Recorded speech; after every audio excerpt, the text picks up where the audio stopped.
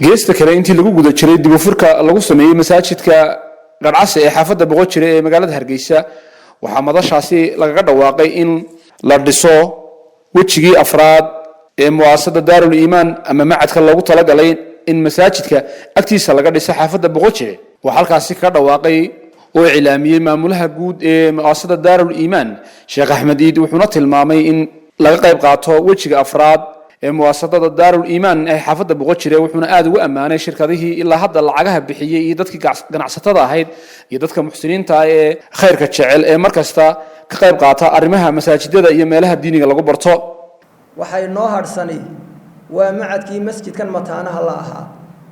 ee ubadkeena iyo awlaadeena iyo ubaxeenu ay wax ku baranayeen inakoo ilaahay tala saaranay dadkeena ahlu khayrka qalbiga fiicanna ku kalsoon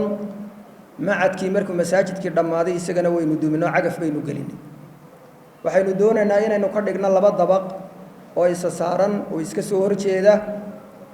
oo servicekii iyo khadamaadkoodiina wato ay la socdaan oo aynu waxbarashadii xaafadda ka socotay aynu ku ballaadhino oo awal hadduu taxfiidul qur'aanul kariim uun ahaa macadkii shariicada aynu ku dhigno oo ardaygii halkan joogay baahidiisii uu halkan ka wada helo quraankii hadduu ka helay macadkii shariicadana inuu ka helo hadduu macadkii shariicada iyo quraankii helay rawdadiina inuu helo oo laga bilaabo barbaarintii ubadkeena iyo daayarta lagu soo xijisiyo taxfiidul quraankii iyo quraankii lagu xafidayay macadkii shariicada ugu yaraan saddexda marxaladood ee asaasiga ah ee midna ta kale aanay ka maarmin si aynu xaafadeennii iyo masaajidkeennu uga wada helo macadkii waynu duminay dee cidda loo dumiyey loo dhisayaana waa idinka waxaa shirkadda sarmad khayr allaha siiye shirkadda aan u ducaynayey ayaa macadkana dhisaysa waxay ku qandaraaseen labadaa dabaqi iska soo horjeeda iyo xafiisyo iyo maraafiq wixii raacaya 340,000 waxaa shirkadda Telesom ay noo keentay $50,000 oo aftaxo bilow ah waxaanu leenahay shirkadda iyo hawlwadeenadeeda ilaahay dambigooda ha dhaafo ajar iyo xasanaad rabbi ha ka siiyo xoolahooda iyo xoogooda iyo shaqooyinkooda rabbi ha ugu barakeeyo wixii xun rabbi ha kaga xijaabo wixii dhibaato ana Allah kaga dhowro waxa kale oo inoo taala shagadii waxa weeyaan inamadeenna iyo xaafadeena walaaladeenna ilma awoowo ee Maxamed Axmed maalintii hore inagu wareejiyay way taala 20,000 baa lagu qiimeeyay waana gelaysaa iyaduna macadka iyagana horena waan ugu duceeyay imikana waan u duceynayaa waxaan leeyahay adduunyadiina iyo aakhiradiinaba Allah ku hagaajiyo waalidkiina rabbi ha ugu naxariiso nin kale oo magaciisa qariyayna 10,000 ayuu bixiyay halka 30 meela iyo 50 meela maxaa la yiraahdaa 80 Soomaa horta 80,000 waynu haynaa caawa cidii bixisayna waynu u ducaynay maxaa ka dhiman 260,000 baa wasiirka ku dhawaaqi doonee la rabaa in aydan la kala kicin wasiirka diinta iyo waqaafta ayaa si rasmi ah dadkaasi ugu cilaamiyay inay ka qayb qaataan arrimaha khayriga ah dib u dhiska macadka afraad ee Daarul Iimaan ee xaafadda Boqojire macadkii lagu baran lahaa quraanka kariimka ah kaana waxa la rabaa inaynu sida masjidkan quruxda badan aynu u dhisanay inaynu u dhisano dadkii ahlu khayrka ahaa ee u jajabnaa in ay dhisaan goobaha lagu baranayo quraanka kariimka inay kala boobaan oo caawa ay halkan insha Allah taala sagana aynu intii karaankeena iyo awoodeena ah aynu sagana u kacno dhismihiisa waxa uu inoo sheegay sheekheenu in halkan ay jiraan rag bixiyay lacag ilaa 80,000 ah